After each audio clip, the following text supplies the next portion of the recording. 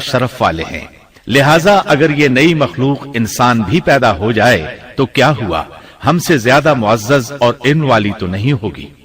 बहरहाल जब अल्लाह ताला ने आदम को पैदा किया तो जमीन की मिट्टी लाने का हुक्म फरमाया। चुनाचे अल्लाह ताला के पास मिट्टी लाई गई। इमाम तिरमिजी, इब्ने हिब्बान और इमाम अहमद रहमतुल्लाह अलैहिम ने एक हदीस बयान की है जिसके अल्फाज कुछ यूं हैं। अल्लाह ताला ने आदम अलैहिस्सलाम को मिट्टी की एक मुट्ठी से पैदा फरमाया। इस मिट्टी को अल्लाह ताला ने पूरी जमीन से उठवाया था। यही वजह है कि आदम की औलाद जमीन के लिहाज से ही ज़हूर पजीर हुई। बाज सुर्ख रंग के हैं तो बाज स्याह और बाज सफेद और कुछ इसके दरमियान दरमियान में हैं। बाज नेक हैं, बाज खबीस और कुछ पाकीज़ा किस्म के हैं। इंसान की तख्लीक मिट्टी से शुरू हुई। इस मिट्टी को पानी से तर किया गया तो ये तीन बन गई। इसी वजह से कुरान मजीद की बाज आयात में तुराब का लफ्ज आया है। तुराब खुश्क मिट्टी को कहते हैं और बाज आयात में तीन का लफ्ज आया है। तीन तर और भीगी मिट्टी को कहते हैं। अल्लाह ताला फरमाते हैं खलक़हू मिन तुराब, यानी आदम को तुराब से पैदा किया गया। मिट्टी की आम हालत को तुराब कहते हैं। और फरमाया, जब आपके रब ने फरिश्तों से कहा कि मैं मिट्टी से बशर को पैदा करने वाला हूं, जब इस मिट्टी को पानी से ज्यादा भिगोया गया तो वो लेसदार होना शुरू हो गई। इसीलिए अल्लाह ताला ने फरमाया, हमने इंसान को लेसदार और चिपकने वाली मिट्टी से पैदा किया। फिर अल्लाह ताला ने अपने मुबारक हाथों से इंसान का ढांचा तैयार किया। अल्लाह ने फरमाया, खलक़तु बियदै, मैंने अपने दोनों हाथों से पैदा किया। अल्लाह ताला ने इंसान की खिलकत फरिश्तों के स्पुर्द न की, बल्कि बजाते खुद उसे तख्लीक के मराहिल से गुजारा और अपने हाथों से उसकी तस्वीर कशी की। अल्लाह ने इंसान को पहले एक मूर्ति की सूरत में ढाला, इसके बाद एक मुकर्रा मुद्दत तक छोड़े रखा, यहां तक कि गीली मिट्टी खुश्क हो गई और उसका रंग स्याह हो गया, बदबू आने लगी। फिर वो खनखनाती मिट्टी में बदल गई और आखिरकार आग पर पकी हुई मिट्टी यानी फखार ठीकरी की सूरत इख्तियार कर गई, जिससे मटके वगैरह तैयार किए जाते हैं। स्याह मिट्टी को हमाउन कहते हैं और बदबूदार को मसनून कहते हैं और खनखना कर बोलने वाली मिट्टी को सलसाल कहते हैं और ठीकरी की तरह की मिट्टी को अल फखार कहते हैं। मुख्तलिफ आयात में ये अल्फाज वारिद हुए हैं। हमने तुम्हें पैदा किया और फिर हम ही ने तुम्हारी सूरत बनाई और यकीनन हमने इंसान को खनखनाती खुश्क मिट्टी से पैदा किया जो कि बदबूदार और स्याह गारे से खुश्क हुई थी। अल्लाह ने इंसान को खनखनाती मिट्टी से पैदा किया जो कि ठीकरी की तरह थी। इन तमाम आयात करीमा में कोई तनाकुज, तारुज और इख्तिलाफ नहीं, इसलिए कि इन मुख्तलिफ आयात में इंसान को उसकी तख्लीक के मुख्तलिफ मराहिल की याद दहानी कराई गई है। खुलासा कलाम यह हुआ कि तख्लीक के अमल का पहला मरहला तुराब था, यानी आम हालत वाली खुश्क मिट्टी, फिर तीन यानी भिगोई हुई मिट्टी, फिर लेसदार मिट्टी यानी सलसाल, फिर ठीकरी की तरह की मिट्टी यानी फखार। और ये काम जुमे की आखिरी घड़ी में किया गया। और ये दिन अल्लाह के लिहाज से शुमार होने वाले दिनों में से हमारे दिनों की तरह न था। हमारे और अल्लाह के दिन मुख्तलिफ हैं। तख्लीक आदम दरअसल अल्लाह का करिश्मा है। इंसानों को एक सूरत अता की गई। इस मरहले का तस्करा बुखारी और मुस्नद अहमद की एक रिवायत में है। अल्लाह ने आदम को पैदा किया और उनका कद 60 हाथ या 60 मीटर लंबा था। तमाम जन्नती लोग इस कद्दे आदम के साथ जन्नत में दाखिल होंगे और उस वक्त से लेकर आज तक मखलूक का कद कम होता चला आ रहा है। बाद वाले लोग गुज़श्ता जमाने के लोगों से हमेशा छोटे कद के होते चले आ रहे हैं। बहरहाल सबसे पहले और सबसे लंबे इंसान आदम अलैहिस्सलाम थे। इमाम अहमद ने मुनफरिद तौर पर एक रिवायत बयान की है। इसमें रसूल अकरम सल्लल्लाहु अलैहि वसल्लम ने आदम अलैहिस्सलाम की लंबाई 60 हाथ यानी 60 मीटर और चौड़ाई 7 हाथ बयान फरमाई है। सुभान अल्लाह, سیدنا آدم کس قدر ضخیم اور عظیم مخلوق تھے، صحیح مسلم اور مسند احمد کی روایت میں ہے۔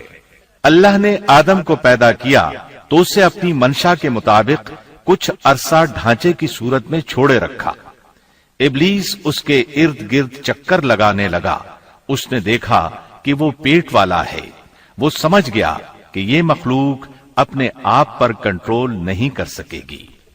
اس حدیث سے معلوم ہوتا ہے کہ انسانوں کی طرح جنات کا پیٹ نہیں ہے، صرف انسان ایسا ہے جس کا اندر والا حصہ کھوکھلا ہے۔ بہرحال اللہ نے انسان کو اس شکل و صورت میں پیدا فرمایا۔ آدم 40 راتیں مجسمے کی صورت میں پڑے رہے۔ جسم موجود تھا لیکن روح نہیں تھی۔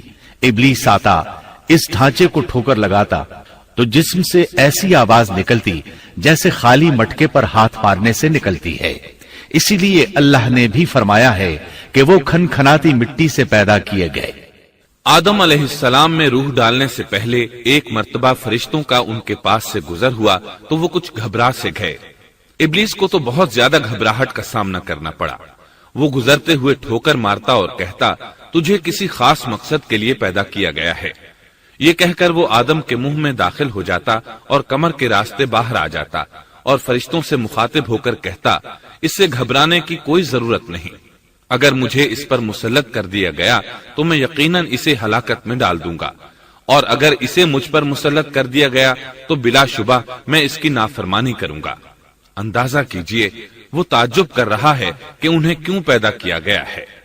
اس کی آدم علیہ السلام سے دشمنی کس قدر پرانی ہے، گویا ابتدا ہی سے یہ عداوت پر ڈٹ گیا تھا۔ بہرحال اللہ نے آدم میں روح پھونکی۔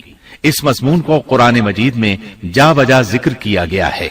اللہ تعالیٰ فرماتے ہیں، جب میں اس کو ٹھیک ٹھاک کر لوں اور اس میں اپنی روح پھونک دوں تو تم سب اس کے سامنے سجدے میں گر پڑنا۔ ایک اور جگہ فرمایا، اللہ تعالیٰ کے نزدیک عیسیٰ علیہ السلام کی مثال ہو بہو آدم علیہ السلام کی مثال ہے۔ اللہ نے انہیں مٹی سے بنا کر کہا، ہو جا، وہ ہو گئے۔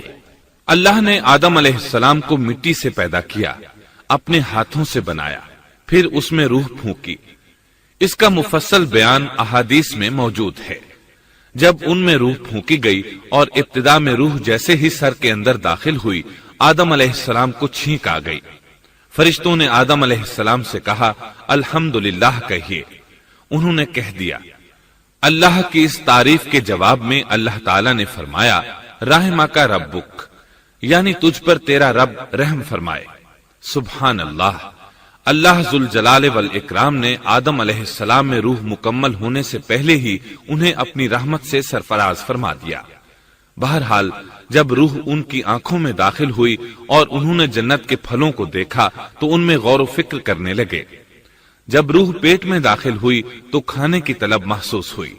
ابھی روح ٹانگوں تک پہنچی نہیں اور کھانے کی خواہش پہلے ہی محسوس ہونے لگی۔ اس جلد بازی اور عجلت کی وجہ سے اللہ تعالیٰ نے فرمایا، انسان جلد باز مخلوق ہے۔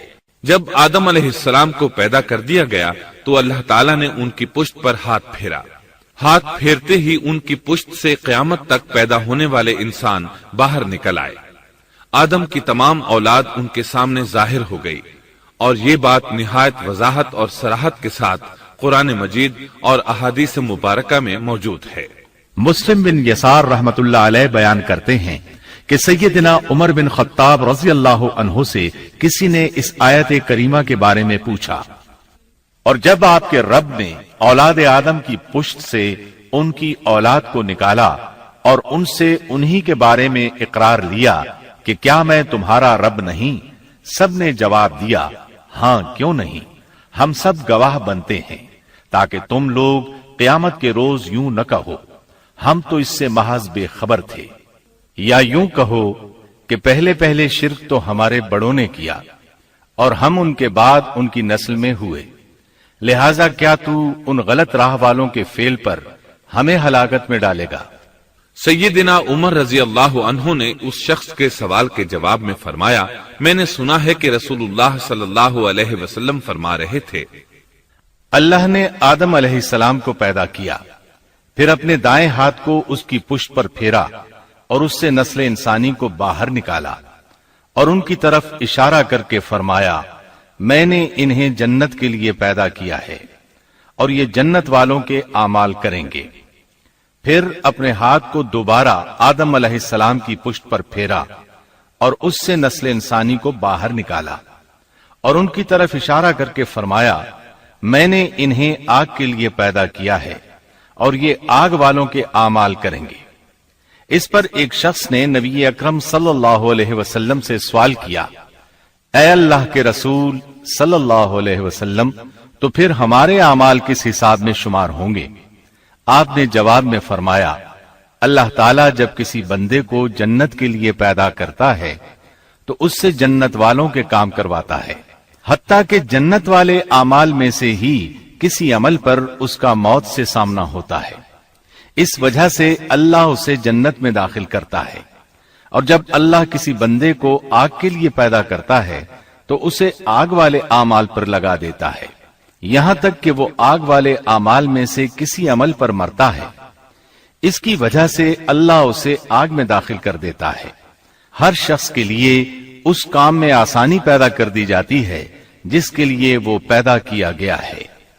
لیکن یہ بات ذہن میں ہر وقت موجود رہنی چاہیے کہ اللہ نے انسان کو اختیار دے رکھا ہے کہ وہ اپنی عقل اور فکر کی روشنی میں اللہ کے احکامات پر عمل پیرا ہو کر خود کو جنتی بنا لے یا عقل کا درست استعمال نہ کرتے ہوئے شیطان کا پٹا گلے میں ڈال لے اور جہنم میں جگہ بنا لے۔ یہ تو اللہ نے انسان کو اختیار دے رکھا ہے، اس کی مرضی کہ جنت والے اعمال کرے یا جہنم والے۔ ہر انسان میں دونوں طرف جانے کی طاقت اور صلاحیت موجود ہے۔ اللہ نے انسان کو مجبور نہیں بنایا، البتہ ہر انسان کو جو بھی رویہ اختیار کرنا تھا اللہ کو اس کا علم تھا، اور اس کا علم برحق ہے، قطعی ہے، اس میں کوئی غلطی نہیں ہو سکتی، اس لیے اس نے اپنے علم کے مطابق تقدیر لکھ دی۔ اب ہم جو کچھ کرتے ہیں تقدیر سے مجبور ہو کر نہیں کرتے بلکہ اپنے اختیار سے کرتے ہیں، اور چونکہ تقدیر بھی اللہ کے حکم سے لکھی گئی اس لیے اس میں بھی کوئی خطا واقع نہیں ہوتی۔ لہذا تقدیر کا یہ مطلب نہیں کہ انسان تقدیر کی بنا پر ہدایت ماننے یا نہ ماننے پر مجبور ہے، ایسی بات قطعاً نہیں۔ اور درست بات یہ ہے کہ تقدیر کا مسئلہ بہت زیادہ پیچیدہ ہے اور مشکل ترین مسائل میں سے ہے، یہاں اس کی تفصیل کا موقع نہیں۔ جب اللہ نے آدم علیہ السلام کو پیدا کر لیا اور اس میں اپنی روح پھونک دی تو فرشتوں کو حکم دیا کہ آدم کو سجدہ کریں۔ ابلیس ایک بہت نیک اور بزرگ جن تھا، اس نے کبھی اللہ کی نافرمانی نہیں کی تھی، اسی بنا پر وہ بلند مرتبہ پا کر فرشتوں میں شامل ہو چکا تھا، لیکن فرشتوں کی جنس سے قطعاً نہیں تھا۔ اللہ نے اسے اطاعت اور فرما برداری کا صلہ دیا تھا، اس کی عزت اور اکرام کرتے ہوئے آسمان میں بسایا تھا، لمحہ بھر کے لیے بھی اس نے اللہ کی نافرمانی نہیں کی تھی، اور پھر اللہ نے آدم کو سجدہ کرنے کا حکم دیا، اور اس حکم کے مخاطب فرشتے اور ابلیس تھے۔ صرف فرشتوں کے لیے یہ حکم نہیں تھا بلکہ ابلیس بھی اس حکم میں شامل تھا، کیونکہ اللہ تعالیٰ فرماتے ہیں اور یقیناً ہم نے تمہیں پیدا کیا، پھر ہم ہی نے تمہاری صورت بنائی، پھر ہم نے فرشتوں سے کہا کہ آدم کو سجدہ کرو، تو سوائے ابلیس کے سبھی نے سجدہ کیا، وہ سجدہ کرنے والوں میں شامل نہ ہوا۔ اللہ تعالیٰ نے فرمایا تجھے کس چیز نے سجدے سے روک دیا جبکہ میرا حکم تیرے لیے بھی تھا؟ تو اس سے ثابت ہوا اس حکم میں فرشتوں کے ساتھ ابلیس بھی شامل تھا، کیونکہ قرآن میں از امرتک کے الفاظ ہیں۔ اس کا مطلب ہے کہ میں نے تجھے حکم دیا تھا، اور پھر ابلیس نے جواب میں یہ نہیں کہا کہ تو نے تو مجھے حکم ہی نہیں دیا تھا، بلکہ اس نے سجدہ نہ کرنے کی وجہ یہ بتائی۔ اس نے کہا میں سجدہ کیوں کروں، میں اس سے بہتر ہوں، اس لیے کہ تو نے مجھے آگ سے پیدا کیا اور اسے مٹی سے۔ اللہ نے حکم دیا تو اس سے نیچے اتر جا۔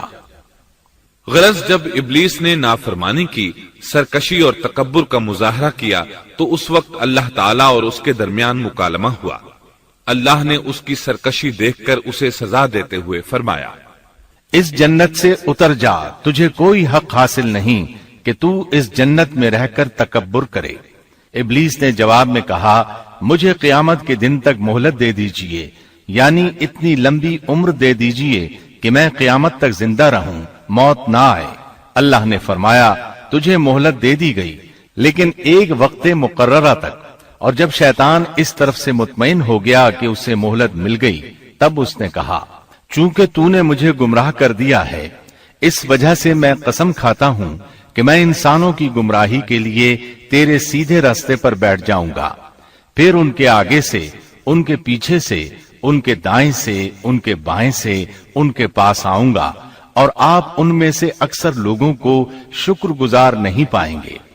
اللہ تعالیٰ نے شیطان کا رد کرتے ہوئے فرمایا یہاں سے ذلیل و خوار ہو کر نکل جا، ان میں سے جو شخص بھی تیرا حکم مانے گا میں ایسے تمام گمراہوں سے جہنم کو بھر دوں گا، جو انسان بھی تیرا پیروکار بنے گا وہ جہنم کا مستحق اور حقدار ٹھہرے گا۔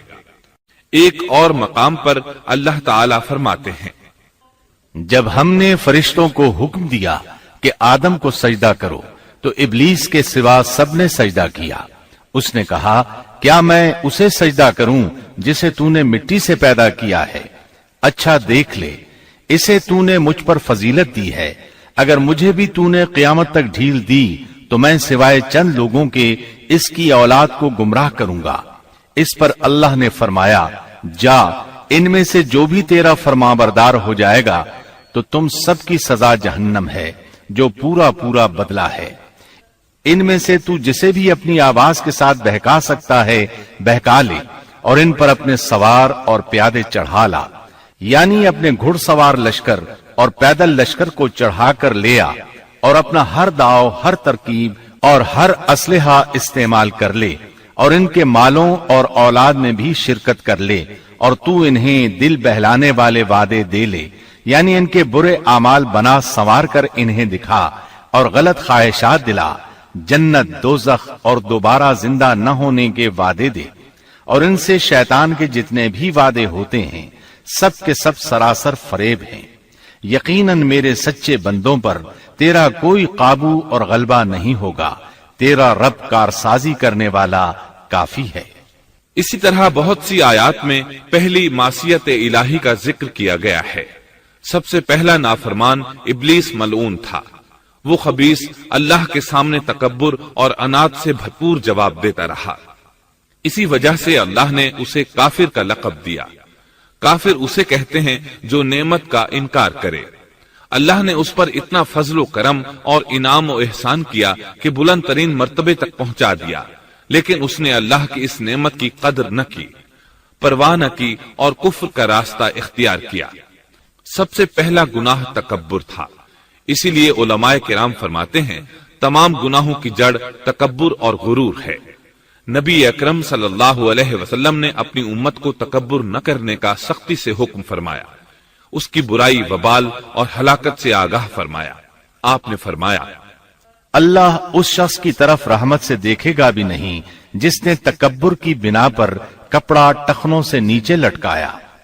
اس کے علاوہ نبی صلی اللہ علیہ وسلم نے تو مطلقاً فرما دیا وہ شخص جنت میں داخل ہونے کے قابل نہیں جس کے دل میں ذرہ برابر بھی تکبر ہے۔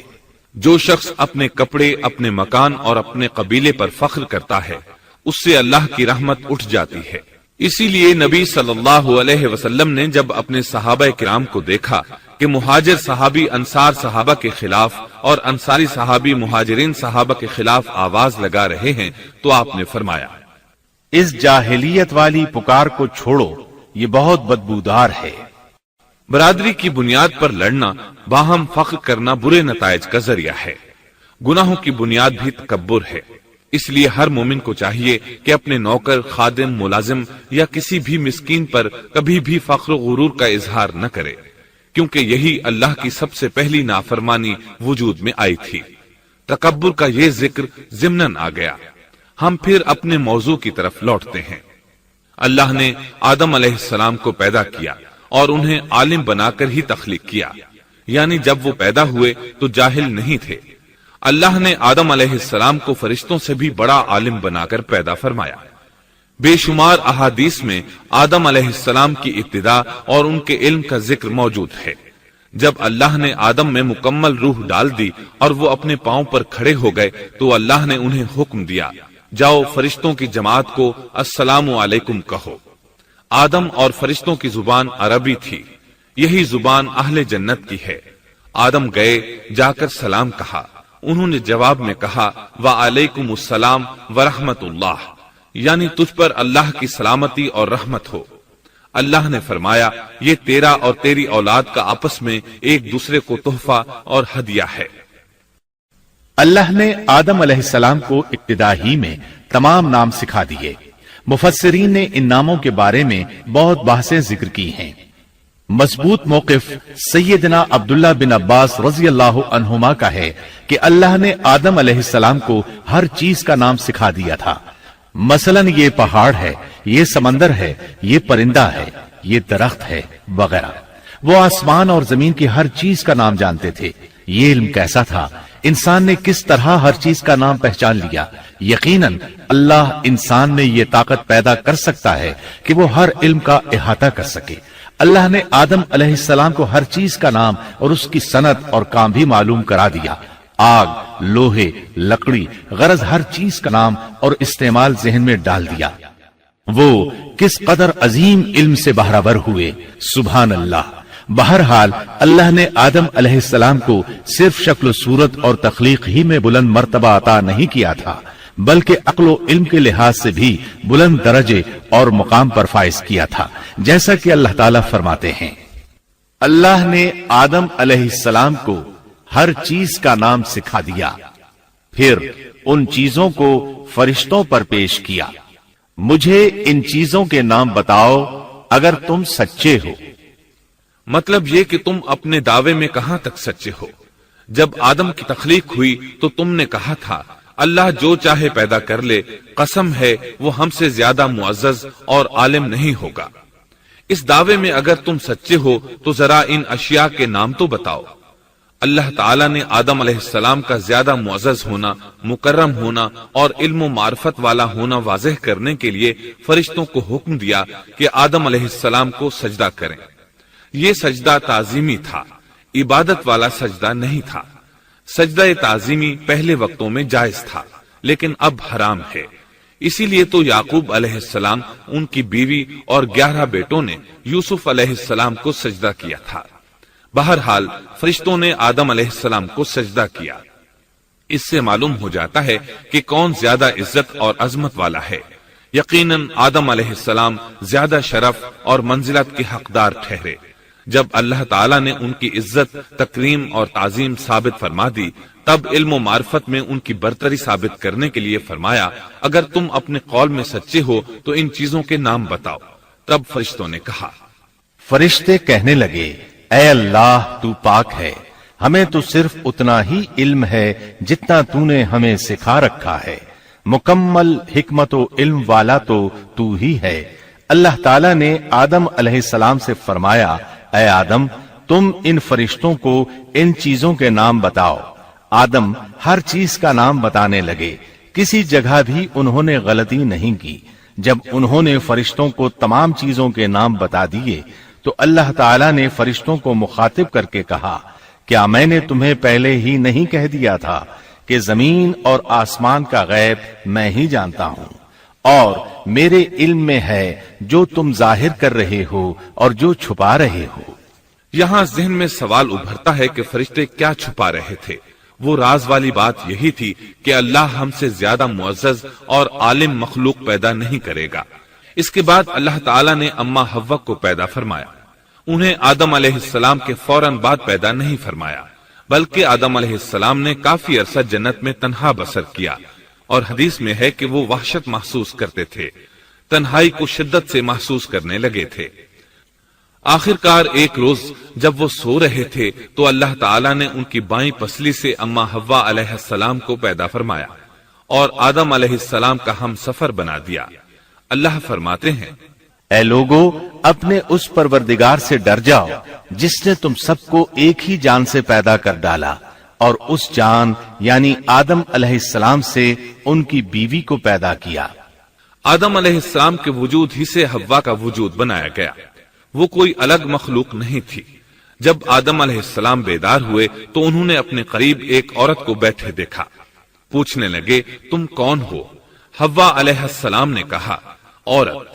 آدم علیہ السلام نے پھر پوچھا تجھے کس لیے پیدا کیا گیا ہے؟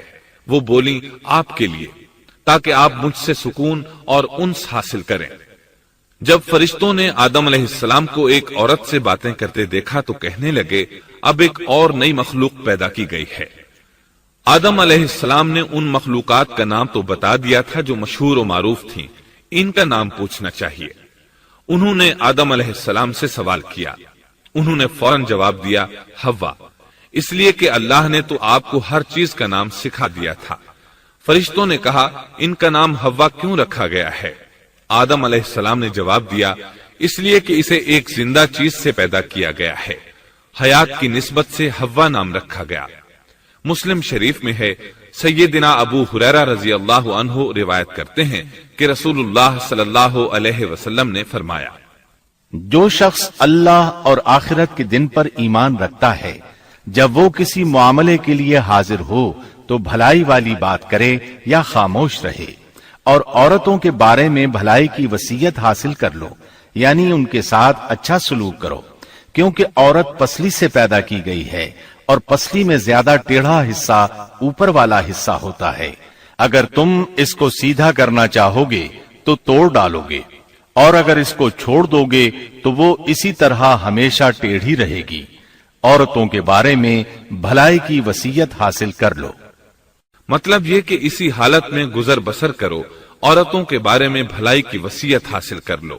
اس حدیث کا مطلب یہ ہے کہ عورتوں پر جبر کر کے زبردستی ان کی طبیعت کو بدلا نہیں جا سکتا، اور عورت ذات کو نہایت نرمی اور پیار سے رکھو. ان کی طبیعتوں میں ٹیڑھا پن ہے، وہ کبھی جذبات سے مغلوب ہو جاتی ہے اور عقل کھو بیٹھتی ہے. اگر کوئی اسے سیدھا کرنا چاہے تو اس سے لا تعلقی، دوری اور طلاق کی نوبت آ جائے گی. اگر اسے چھوڑ دو گے تو ٹیڑھا پن برقرار رہے گا. مرد کو بہت حوصلے سے اس صورتحال کو سنبھالنا چاہیے. احادیث میں سیدنا ابراہیم علیہ السلام کی زوجہ سیدہ سارہ علیہ السلام کا قصہ موجود ہے. وہ حوا علیہ السلام کے بعد کائنات کی سب سے زیادہ خوبصورت عورت تھی. احادیث سے یہ اشارہ ملتا ہے کہ حوا علیہ السلام ابتدائے انسانیت سے لے کر قیامت تک پیدا ہونے والی تمام عورتوں میں خوبصورت تھیں. اب ابلیس لگا اپنے وسوسے شروع کرنے. آدم اور حوا علیہ السلام دونوں اللہ کے حکم سے جنت میں تھے کہ شیطان نے انہیں پھسلانے کی کوشش شروع کر دی. اللہ تعالیٰ فرماتے ہیں اور ہم نے کہہ دیا اے آدم تم اور تمہاری بیوی جنت میں رہو اور جہاں سے چاہو با فراغت کھاؤ. جنت بھی کیسی؟ اللہ فرماتے ہیں وہ جنت کہ جس کی چوڑائی ہی آسمانوں اور زمین کے برابر ہے. سو اس جنت میں سے جو چاہو سو کھاؤ، کچھ بھی منع نہیں سوائے ایک درخت کے. چنانچہ ارشاد ہوا اور ہم نے کہا اے آدم تم اور تمہاری بیوی جنت میں رہو، پھر جس جگہ سے چاہو با فراغت کھاؤ، اور اس درخت کے پاس مت جاؤ ورنہ ظالموں میں سے ہو جاؤ گے. ایک اور جگہ فرمایا اور جب ہم نے فرشتوں سے کہا کہ آدم کو سجدہ کرو تو ابلیس کے سوا سب نے سجدہ کیا. ابلیس نے انکار کیا تو ہم نے کہا اے آدم یہ تیرا اور تیری بیوی کا دشمن ہے، خیال رکھنا ایسا نہ ہو کہ وہ تم دونوں کو جنت سے نکلوا دے اور تو مصیبت میں پڑ جائے. یہاں تو تجھے آرام ہے، نہ تو بھوکا ہے اور نہ ننگا، اور نہ تو یہاں پیاسا ہوتا ہے، نہ دھوپ سے تکلیف اٹھاتا ہے. گویا اللہ نے سیدنا آدم علیہ السلام کو وسوسے سے پہلے ہی خبردار کر دیا تھا. ان آیات سے یہ بھی پتا چلا کہ انسان سے ابلیس کی عداوت اور دشمنی ابتدا ہی سے چلی آ رہی ہے، اور یہ بھی ثابت ہوا کہ جو لوگ کہتے ہیں کہ انسان ابتدا میں ننگا تھا ان کا قول صحیح نہیں. اس لیے کہ اللہ تعالیٰ نے جنت میں بھی آدم علیہ السلام پر لباس رکھا اور زمین میں بھی لباس نازل کر دیا، جیسا کہ اللہ تعالیٰ فرماتے ہیں اے آدم کی اولاد ہم نے تم پر لباس کو نازل کیا جو تمہاری شرمگاہوں کو چھپاتا ہے اور زینت کا سبب بھی ہے، اور تقوی کا لباس اس سے بھی بہتر ہے. لہذا آدم ابتدا میں ننگے نہیں تھے، انہیں تو ننگے پن کا علم ہی نہیں تھا، نہ ہی ان کی بیوی کو برہنہ ہونے کا علم تھا۔ اللہ نے آدم علیہ السلام کو کامل نعمتوں سے نوازا، بھوک نہ پیاس، یہاں تک کہ پیاس کے اسباب سے بھی محفوظ، نہ گرمی اور نہ دھوپ، پھر بے انتہا حسن و جمال، مشقت نہ تکلیف، بدبختی نہ بدقسمتی۔ آدم اور حوا علیہ السلام کے دلوں میں وسوسہ ڈالنے کے بارے میں بھی قرآن نے روشنی ڈالی ہے۔ پھر شیطان نے ان دونوں کے دلوں میں وسوسہ ڈالا۔ یہ وسوسہ اس نے ان دونوں کو طمع دلانے کی صورت میں پورا کیا، اور یہ طمع دلائی کہ اس درخت کو کھانے سے ہمیشگی اور بقا ملتی ہے، اور کبھی نہ ختم ہونے والی بادشاہت حاصل ہوتی ہے۔ اور اس وسوسے کا مقصد یہ تھا تاکہ ان کا پردہ بدن جو ایک دوسرے سے پوشیدہ تھا دونوں کے روبرو بے پردہ کر دے۔ ان کی شرمگاہوں کو ننگا کرنے کے لیے اس نے ایسا کیا۔ وہ دونوں کپڑے میں ملبوس تھے، ستر ڈھانپ رکھا تھا۔ جب انہوں نے اس درخت سے کھایا تو لباس نیچے گر گیا، دونوں برہنہ ہو گئے۔ یہی شیطان چاہتا تھا کہ انہیں برہنہ کر دے، اللہ کی نافرمانی پر اکسائے۔ ارشاد ہوتا ہے، شیطان نے انہیں وسوسہ ڈالا، کہنے لگا اے آدم، کیا میں تجھے دائمی زندگی کا درخت اور وہ بادشاہت نہ بتلا دوں جو کبھی پرانی نہ ہو؟ جب تم اس درخت سے کھاؤ گے تو ہمیشہ زندہ رہنے والے بن جاؤ گے اور زبردست بادشاہت حاصل کر لو گے۔ اس نے یہ تمنا بھی دلائی۔ تمہارے رب نے تم دونوں کو اس درخت سے اس لیے منع کیا ہے کہ تم دونوں فرشتے نہ بن جاؤ یا ہمیشہ زندہ رہنے والے نہ بن جاؤ۔ یعنی تم اس درخت سے کھا لو گے تو فرشتے بن جاؤ گے اور ہمیشہ قائم دائم رہو گے۔ پھر وہ وسوسہ ڈالتے ہوئے جھوٹی قسمیں کھانے لگا، جیسا کہ ارشاد ہوتا ہے، اور ان دونوں کے روبرو قسمیں کھانے لگا کہ یقین آ جائے میں آپ کا خیر خواہ ہوں۔ اللہ کی قسم کھانے لگا، اور اس وقت سے جھوٹی قسموں کی ابتدا ہوئی۔ اس نے ان دونوں کو فریب دے کر بہکا لیا، جیسا کہ فرمایا فَدَلَّاهُمَا بِغُرُورٍ، یعنی دھوکے سے انہیں پھسلایا، حالانکہ انہیں کسی چیز کی کمی نہیں تھی۔ بھلا وہاں کیا محتاجی ہو سکتی تھی؟ جنت میں سکون سے زندگی بسر کر رہے تھے، جنت سے بڑھ کر کیا چاہیے؟ ہمیشہ کے لیے جنت مل چکی تھی۔ اللہ تعالیٰ فرماتے ہیں، ان دونوں نے جب درخت کو چکھا دونوں کا پردہ بدن ایک دوسرے کے روبرو کھل گیا، دونوں اپنے بدنوں پر درختوں کے پتے جوڑ جوڑ کر رکھنے لگے۔ کپڑے اترنے پر دونوں کو حیا آئی، اس لیے کہ انسان کی فطرت میں برہنہ ہونے کی ناپسندیدگی شامل ہے۔ برہنہ ہو گئے تو کوئی لباس نہیں تھا، اس لیے درختوں کے پتے جوڑ کر جسم ڈھانپنے لگے۔ حدیث میں آیا ہے، آدم بھاگنے لگے تو اللہ نے پکارا، آدم مجھ سے بھاگتے ہو؟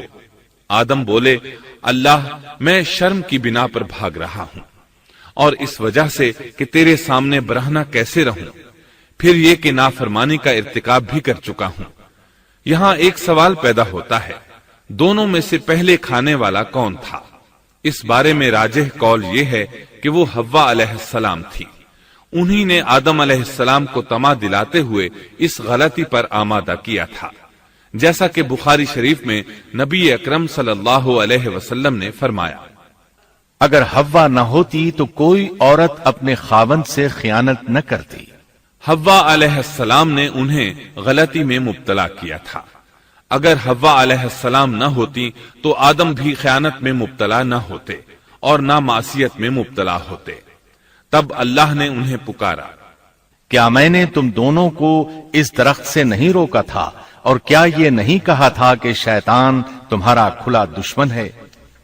اب توجہ طلب بات یہ ہے کہ اس موقع پر دونوں نے کیا طرز عمل اختیار کیا۔ کیا وہ دونوں اپنی معصیت پر بضد رہے اور تکبر کرنے لگے، جیسا کہ ابلیس نے سجدہ کرنے سے انکار کیا تھا اور پھر لگا تھا اپنی معصیت پر اصرار کرنے، یا ان دونوں نے توبہ کر لی؟ جی ہاں، دونوں نے توبہ کر لی، جیسا کہ قرآن مجید میں آتا ہے، دونوں نے کہا اے ہمارے رب، ہم نے اپنا بڑا نقصان کیا، اور اگر تو ہماری مغفرت نہ کرے گا اور ہم پر رحم نہ کرے گا تو واقعی ہم خسارہ پانے والوں میں سے ہو جائیں گے۔ اس قصے میں ایک سوال یہ ذہن میں پیدا ہوتا ہے کہ جب سیدنا آدم علیہ السلام کو ابلیس نے سجدہ نہ کیا تو اللہ تعالیٰ نے اسے مردود بنا کر جنت سے نکال دیا، پھر وہ سیدنا آدم علیہ السلام کو اس درخت کے قریب کس طرح لے گیا جبکہ وہ جنت سے باہر ہو چکا تھا؟ قرآن کریم میں اس بارے میں یہ الفاظ آئے ہیں، پھر شیطان نے ان کے دلوں میں وسوسہ ڈالا۔ یہ وسوسہ اس نے کیسے ڈالا جبکہ وہ جنت سے نکالا جا چکا تھا؟ مفسرین نے اس کے جواب میں لکھا ہے کہ اس نے جنت سے باہر رہ کر یہ وسوسہ ڈالا تھا، جیسے آج کل تار اور بغیر تار کے آواز کو دور دراز علاقوں تک پہنچایا جا سکتا ہے، ایسے ہی شیطان نے اپنی طاقت سے یہ وسوسہ ان کے دلوں تک پہنچایا۔ لگے ہاتھوں ابلیس کی حقیقت بھی سن لیں۔ ابلیس کے لفظی معنی انتہائی مایوس کے ہیں۔ یہ راندہ درگاہ ہونے کے بعد ہمیشہ ہمیشہ کے لیے اللہ کی رحمت سے مایوس ہو گیا تھا، اس لیے اسے یہ لقب ملا، ورنہ روایات کی روح سے اس کا اصل نام عزازیل تھا۔ پہلے یہ جنات میں سے تھا، اپنے رب تعالی کی اطاعت سے نکل کر ابلیس ہوا۔ اس کا علم ناقص تھا، مزاج ناپاک تھا، وہ غرور اور تکبر میں مبتلا ہو گیا تھا۔ یہاں یہ بات بھی ذہن نشین کر لیں کہ انبیاء خطا اور گناہ سے پاک ہوتے ہیں، ان پر اللہ تعالی کی مستقل حفاظت اور نگرانی قائم رہتی ہے۔ اگرچہ انبیاء بھی انسان ہوتے ہیں اور تمام انسانی تقاضے انہیں لاحق ہوتے ہیں، لیکن ان کے عمل اور ارادے میں کسی قسم کی بدی اور شر کا عمل دخل قطعاً نہیں ہوتا۔ ان کا ہر قول اور عمل بلکہ ہر حرکت اور سکون کی حالت بھی انسانیت کے لیے بہترین نمونہ ہوتے ہیں۔ البتہ بشر ہونے کی وجہ سے بھول کا امکان ہوتا ہے، تاہم بھول ہو جانے کی صورت میں انہیں فوراً ہی خبردار کر دیا جاتا ہے۔ بھول ہو جانا بشری طبیعت کا خاصہ ہے۔ اللہ تعالیٰ نے ہر انسان کی فطرت میں یہ چیز رکھی ہے۔ انبیاء سے بھول چوک ہو جانے میں بھی اللہ تعالیٰ کی کئی ایک حکمتیں پوشیدہ ہیں۔ مثلا بہت سی قومیں اپنے نبیوں کے معجزات دیکھ کر ان میں ربوبیت کی صفات کی قائل ہو گئی، یہاں تک کہ بعض قوموں نے اپنے نبیوں کو اللہ یا اللہ کا بیٹا بھی جانا۔ جب انبیاء سے بھول اور لغزشیں ہوئیں تب گویا لوگوں پر یہ واضح کیا گیا کہ یہ الہ نہیں ہے۔ الہ ہوتے تو کس طرح ان سے بھول ہو سکتی تھی؟ اس سے یہ بتانا بھی مقصد تھا کہ انبیاء انسان ہی ہوتے ہیں، کوئی ماورائی مخلوق نہیں ہوتے۔ سیدنا آدم علیہ السلام کے واقعے پر غور کرنے سے یہ حقیقت مزید واضح ہو جاتی ہے کہ سیدنا آدم علیہ السلام کی یہ لغزش گناہ نہیں تھی۔ ممنوع درخت کا پھل کھاتے ہی سیدنا آدم علیہ السلام اور اماں حوا کا لباس اتر گیا تھا۔ اس لباس کے بارے میں مفسرین نے لکھا ہے کہ وہ لباس دراصل نور کا تھا، یعنی وہ جنت کا خاص لباس تھا جو صرف اسی عالم میں پہنا جا سکتا ہے۔ اللہ تعالیٰ نے اپنے فضل و کرم سے جنت میں ان کی ستر پوشی کا انتظام فرما دیا۔ اللہ کا حکم ہوا، جنت سے اتر جاؤ، تم آپس میں ایک دوسرے کے دشمن ہوگے اور تمہارے واسطے زمین میں رہنے کی جگہ ہے اور ایک وقت تک نفع حاصل کرنا ہے۔ فرمایا تم وہیں زندگی بسر کرو گے اور وہیں مرو گے اور وہیں سے دوبارہ نکالے جاؤ گے۔ قرآن مجید کے دیگر مقامات میں بھی اس قصے کی تفصیل موجود ہے۔ مثلاً فرمایا، اور اس سے قبل ہم نے آدم سے ایک عہد لیا تھا مگر وہ بھول گئے اور ہم نے ان میں کوئی عزم نہیں پایا۔ اللہ تعالیٰ فرماتے ہیں، اور جب ہم نے فرشتوں سے کہا آدم کو سجدہ کرو تو ابلیس کے سوا سب نے سجدہ کیا، اس نے صاف انکار کر دیا تو ہم نے کہا اے آدم یہ تیرا اور تیری بیوی کا دشمن ہے، خیال رکھنا ایسا نہ ہو وہ تم دونوں کو جنت سے نکلوا دے اور تو مصیبت میں پڑ جائے۔ یہاں تو تجھے یہ آرام ہے کہ